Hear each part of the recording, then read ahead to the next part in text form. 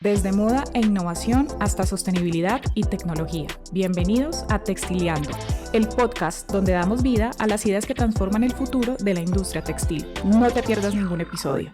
Yo soy Luisa Sea, gerente de producto y marketing, y estoy muy entusiasmada con este podcast porque aquí la idea es que hablemos de lo que está moviendo los hilos textiles en innovación, tecnología, moda, tendencias.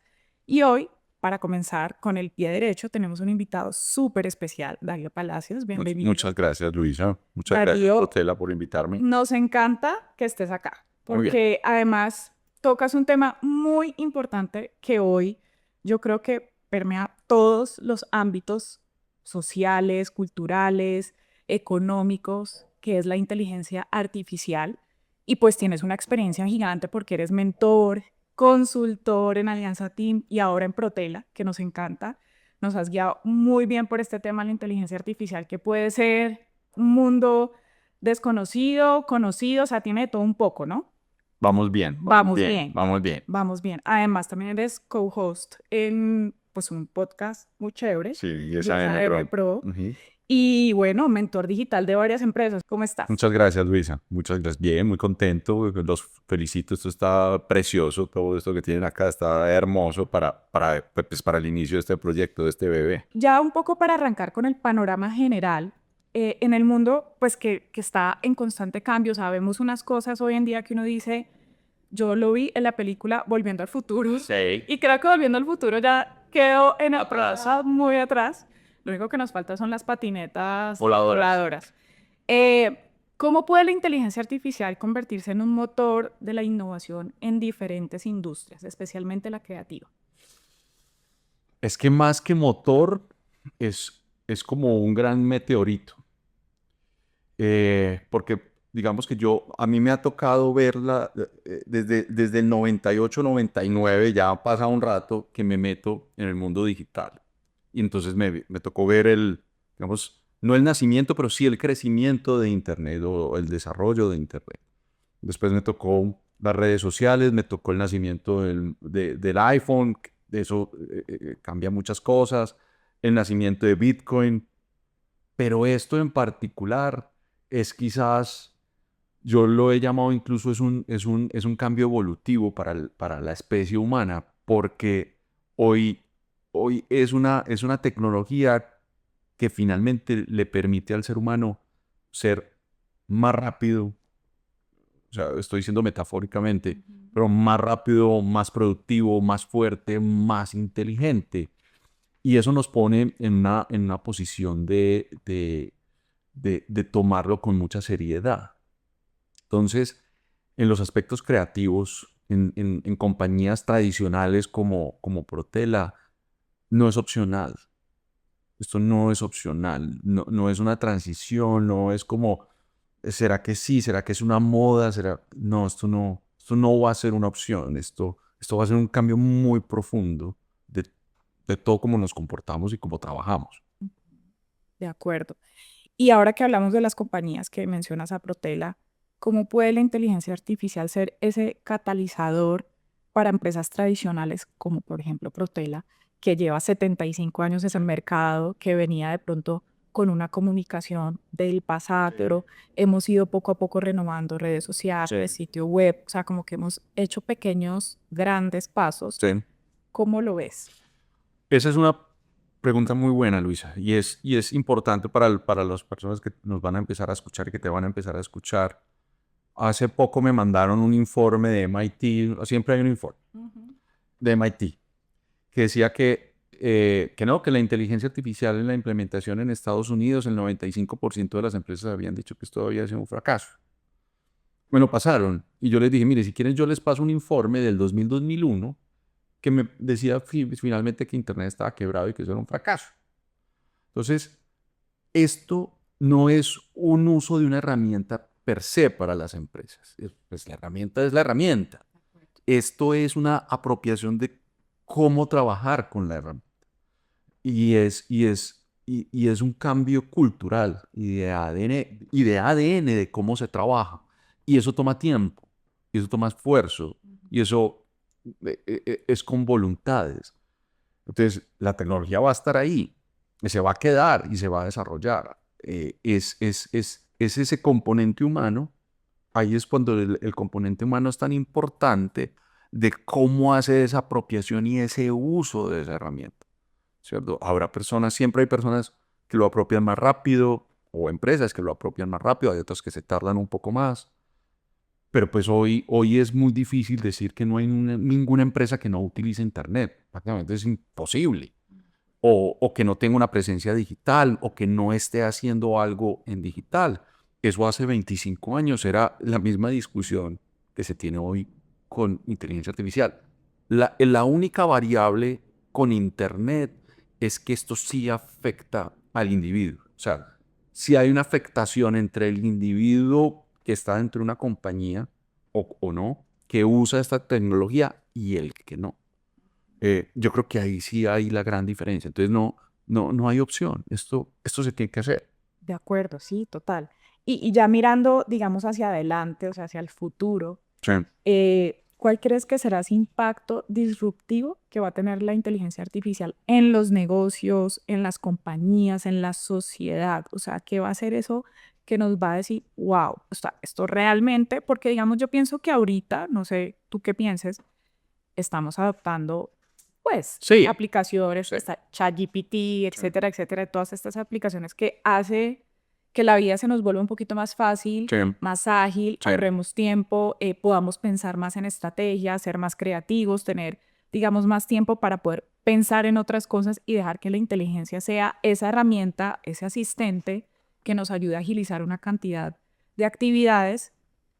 Y como que vamos bien, pero yo siento que la gente todavía no entiende la magnitud de esto, o por lo menos, no sé si en Colombia hay gente que todavía es muy reacia y dice, ah, sí, le consulta a ChatGPT y Y ya, ya. y no va más allá. Luego Correcto. eso disruptivo que va a pasar dentro de los próximos 10 años. Eso que acabas de decir de que la gente está utilizando a ChatGPT como si fuera Google, como un buscador para preguntar, Sí. pues es que eso es un centímetro de profundidad de lo que se puede hacer. Esa pregunta es difícil de responder porque esto cambia tan rápido Ujú. que es difícil visionar. Hoy, hoy, una persona que sepa leer y escribir y que sobre todo sea capaz de preguntar, va a tener una aceleración de información nunca antes imaginada. Voy a hablar en primera persona. Yo soy administrador de negocios y llevo 25 años en esto. Yo nunca había tirado una línea de código. Nunca. Tenía las ideas y era capaz de transmitir y a través de un equipo de desarrolladores lograr desarrollar. Pero los tiempos entonces eran largos, etcétera, etcétera. Hoy esa inteligencia artificial me ha permitido empezar a construir mis propios proyectos. Entonces, en una mañana, literal, yo puedo construir una página financiera para análisis de acción. Estoy inventando cualquier cosa. Eso llevado exponencialmente a una gran cantidad de personas que estén profundizando conocimientos y desarrollando a una velocidad increíble hoy productos, pues es un reto enorme para prácticamente todas las compañías. Una compañía como estas podría estar compitiendo hoy contra una persona, un solo individuo que sea capaz de pensar en moda, que sea capaz de pensar en componentes textileros y utilizar herramientas como esta inteligencia artificial para generar una tela, generar un componente y simplemente buscar a un tercero para que la desarrolle. Pero ahí está la competencia. Y estoy hablando de textilero, pero puede ser prácticamente cualquier compañía, un abogado, un bufete de abogados, los mismos médicos. Hoy por ejemplo, una especialización como los radiólogos están expuestos no a que sean reemplazados, porque la expertise es necesaria, pero sí a que muchas de las cosas que hoy funcionan o trabajan tradicionalmente para un radiólogo desaparezcan a través de esta herramienta. Lo otro es que más que verlo como un competidor, hay que verlo como un potenciador de capacidades. O sea, pucha, un radiólogo antes podía, no sé, analizar ciertas cosas y si no tenía un colega al lado, pues él fundamentaba pues como una posición o un análisis. Hoy podría utilizar la herramienta para poder profundizar. Incluso la herramienta le podría decir cosas que por sesgo humano no veía. Y eso ocurre.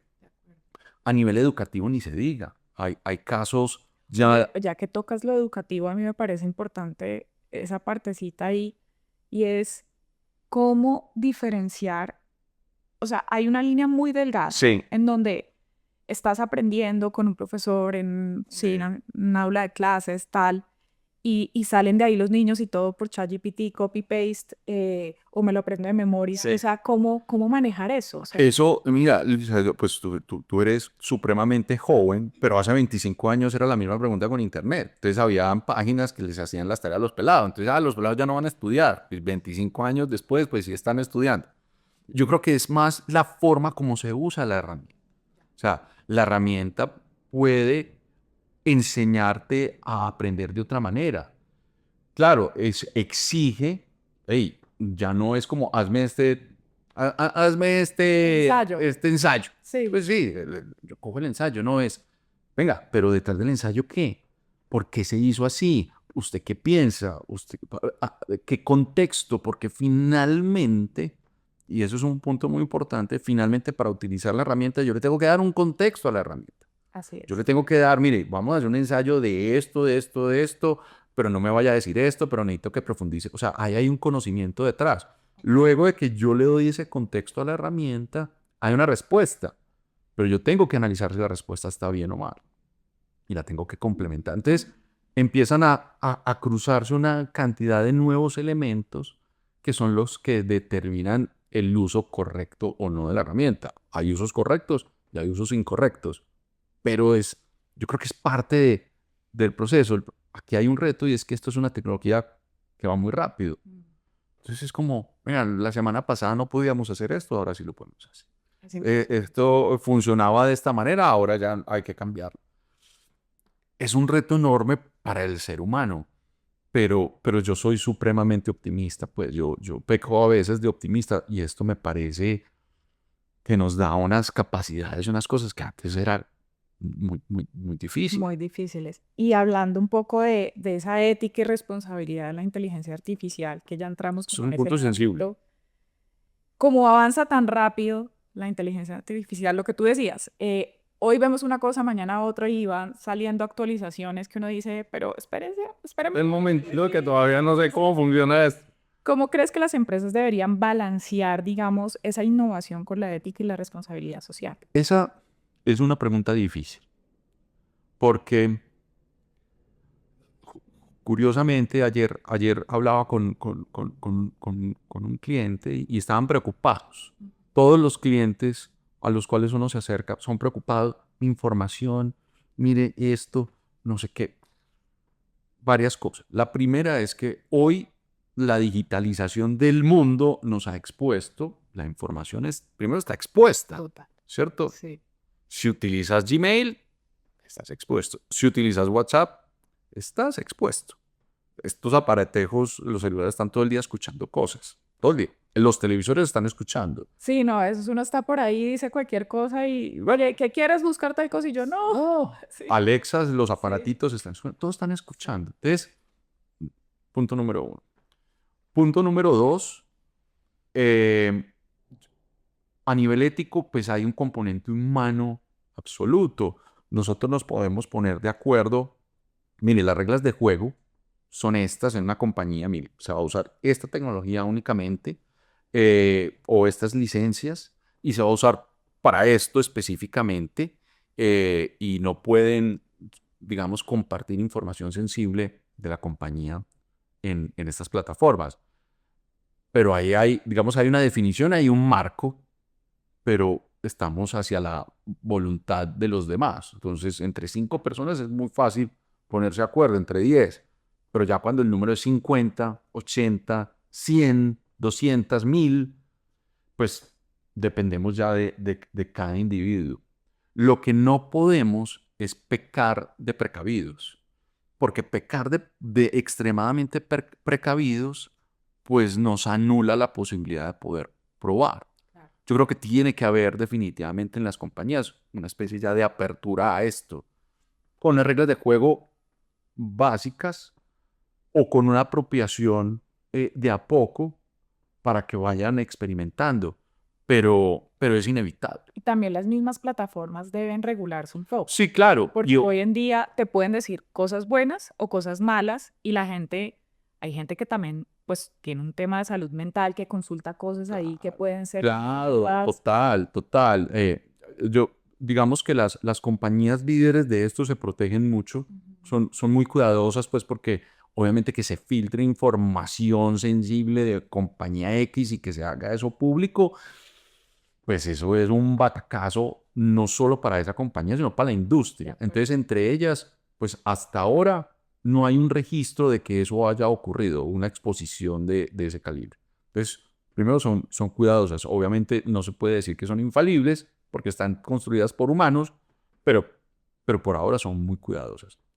Eso número uno.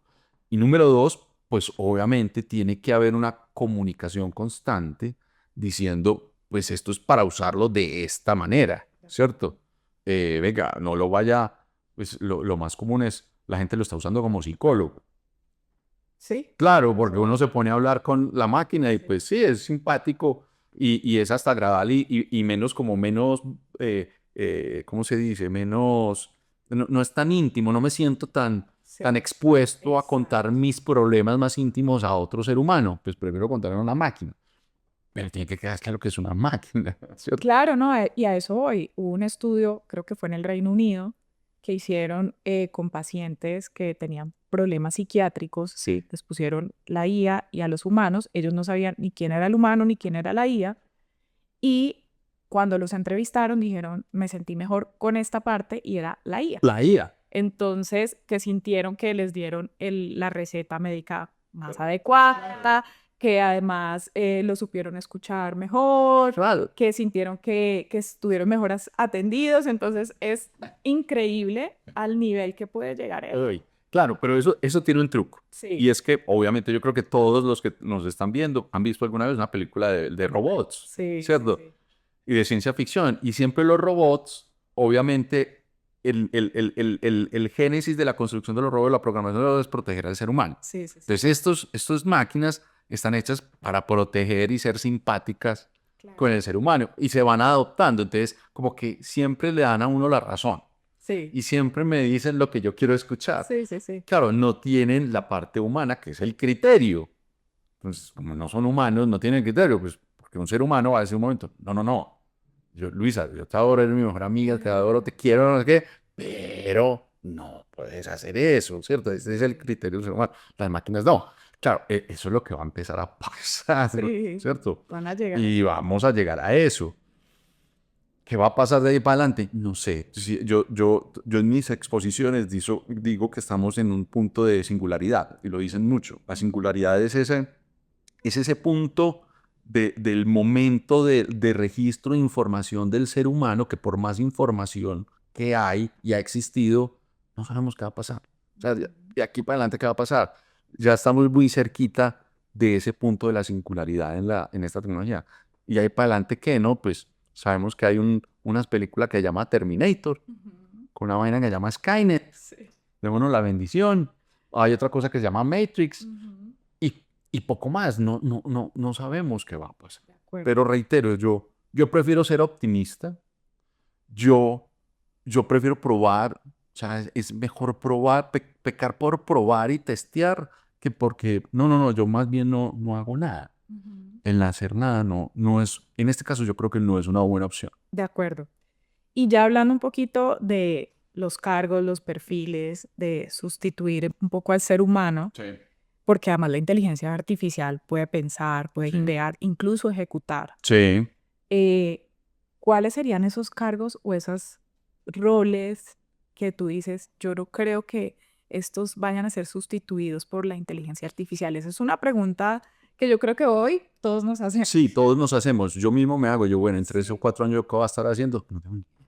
Exacto. No sé qué me voy a poner a hacer. Hoy ¿qué estoy viendo? ¿O qué está pasando? Y es cada individuo a uno de nosotros y tu equipo que nos está apoyando acá, en muy poco ellos mismos van a ser como sus propios jefes de otros, digamos, de otras inteligencias y de otros agentes, como se llaman, ¿cierto? Que son estos, como estos especies de softwarecitos que se hacen personalizados a través de la inteligencia artificial. Entonces, uno va a tener a cargo como unos softwarecitos detrás, como si fueran equipo, apoyo, empleados, pongan el nombre que le quieran tener. Entonces, claro, lo que va a pasar es que muchas de las tareas hoy que hacemos de forma rutinaria, operativa, repetitiva, van a ser relegadas a estos, digamos, como asistentes. Sí. Y entonces vamos a tener, y ya pasa, tiempo para hacer otras cosas, para pensar, para investigar, para profundizar, para Tener más vacaciones. tener más vacaciones, más tiempo lúdico. Sí, sí. La lúdica creo que va a volver Ujú. fuertemente. Debería pasar. Pero yo creo que sí o sí, todas las capas de trabajo van a ser tocadas por esto. Porque yo, por ejemplo, puedo ser algo muy operativo. Pensemos en algo muy operativo. No sé, limpio piscinas, que es operativo, ¿cierto? Yo como individuo tengo que hacer O un, plomería o sí, electricista. electricidad. Ni siquiera hablemos del momento en que van a llegar los robots, que ya van a llegar. Ujú, Pero yo sí podría capacitarme si yo soy un plomero ujú. y quiero aprender un poco más, hacer mejor mi trabajo, o qué materiales debería usar, etcétera, etcétera. Yo sí podría utilizar esto para capacitarme más. Sí. O si soy un limpio piscinas, pues cómo puedo optimizar más mis recursos para limpiar mejor. Ese tipo de cosas sí lo podría hacer. Y de ahí para arriba, pues absolutamente todo. O yo he sido plomero y de pronto tengo tiempo para hacer más cosas, pues voy a estudiar un poco más de inglés y eso me va a permitir después hacer otras cosas, ¿cierto? No necesariamente tiene que ser en lo operativo, pero sí me puedo, digamos, como, se llama aprendizaje en continuo. Sí, O sea, esto capacitarse. nos obliga a estar en permanente aprendizaje en continuo. Y eso a la final, en 2 años, si lo haces medianamente, de forma disciplinada, tú vas a cambiar. Entonces, tú eres un ser absolutamente distinto. Es verdad. Para nosotros, digamos, en el mundo textil, la sostenibilidad es súper importante. Y, digamos, en Protela lo que buscamos es estar en un 360 de sostenibilidad. Sí. Desde la fibra, nuestros procesos, cómo comunicamos también nuestras telas, cómo optimizamos una cantidad de recursos. O sea, para el mundo textil es muy importante Muy sensible. que además, pues, es el segundo negocio que más contamina Ok. el mundo. ¿Qué papel va a jugar la inteligencia artificial en términos de sostenibilidad? Yo creo que mucha. Yo creo que la, la, es decir, es que esto es como tener un megacerebro a tu disposición. Entonces, si tu objetivo es minimizar el impacto a través de la inteligencia artificial, yo creo que puedes empezar a encontrar los componentes que generen menos impacto. Y yo sé que seguramente muchos que nos están escuchando están diciendo, bueno, pero es que la inteligencia artificial contamina también mucho. Sí y no. Es decir, sí consume muchos recursos, sí consume mucha energía. Es cierto que cada vez que consultamos ChatGPT, no sé cuántos litros de agua. No, ya se calcula que por cada prompt desarrollado son como 3 gotas de agua, una cosa así. Ok, Ya. ya lo. Pero ojo, ¿qué Sí. está pasando? Cada vez más estas grandes compañías son muy sensibles de este tema.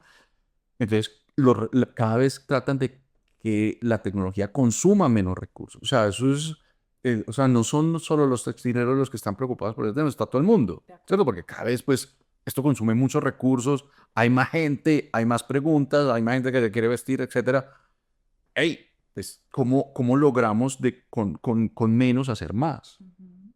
Entonces, finalmente, todos estamos buscando como el mismo impacto, pero sí se va a poder lograr los componentes. O sea, esta tecnología va a permitir que yo la alimente con la información, si soy una textilera, con lo que hay, y y con la información y las preguntas correctas, estoy seguro que la tecnología va a ser capaz de entregarte, mire, en vez de hacerlo con esto, hágalo con esto, para que sea más sostenible, para que tenga menos impacto, para que consuma menos agua.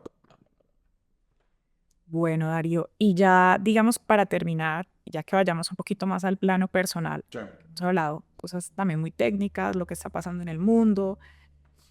Si pudieras dejar un mensaje a las nuevas generaciones sobre la inteligencia artificial, ¿cuál sería ese mensaje? No, tienen que ser mega curiosos. Sí. No les dé vergüenza curiosear y sobre todo no se limiten en las preguntas. O sea, si yo hoy, 25 años atrás, tuviera la tecnología que tengo hoy, uy, o sea, no, sería una locura. Para mí sería una locura, o sea, probaría hacer de todo, aprender de todo, curiosear, o sea, hay que sacarle la máximo jugo posible a esta tecnología porque realmente es todo el conocimiento del planeta en un aparatito, no solo con la posibilidad de buscar, sino de poder interactuar, porque eso es lo más asombroso que yo le puedo preguntar y puedo tener una conversación con él y finalmente pues puedo ir profundizando en un tema todo lo que yo quiera. Enriquecer el conocimiento. Mucho. Hay personas que dicen, ay, menos mal a mí no me tocó la inteligencia artificial en el colegio, en la universidad, porque sí estudié, porque sí me tocó leer, pero yo pienso exactamente lo mismo, como que hubiera sido muy chévere porque me hubiera permitido de pronto expandir más mi Sí, conocimiento claro, y poder aportar muchísimo más. hacer preguntas más profundas, De porque acuerdo. finalmente el motor de esto son las preguntas. Así es. Entonces, si yo hago preguntas tontas, pues las respuestas son tontas. Pero si yo a medida voy profundizando y voy escarbando más en la pregunta, el resultado es bastante interesante. Entonces, esa es una de las, quizás la recomendación más grande para las nuevas generaciones es foco en preguntas. O Ujú. sea, llegó el momento de hacer buenas preguntas de verdad De y verdad. no quedarnos con preguntas Con lo muy básico. básicas, muy Exacto. básicas. Sí, Ok. súper. Darío, pues muchísimas gracias A por ti, a acompañarnos en este ustedes. primer episodio. Espero ver el baile Sí, súper bien. con Protela y por compartir tu visión. Nos parece muy interesante cómo la inteligencia artificial está transformando el mundo, las compañías, los negocios, los textiles, abriendo nuevas posibilidades y de verdad te agradecemos por estar acá. A ti, Luisa, muchos éxitos. Les vaya muy bien. Bueno, hasta aquí Textileando. Gracias. Bien.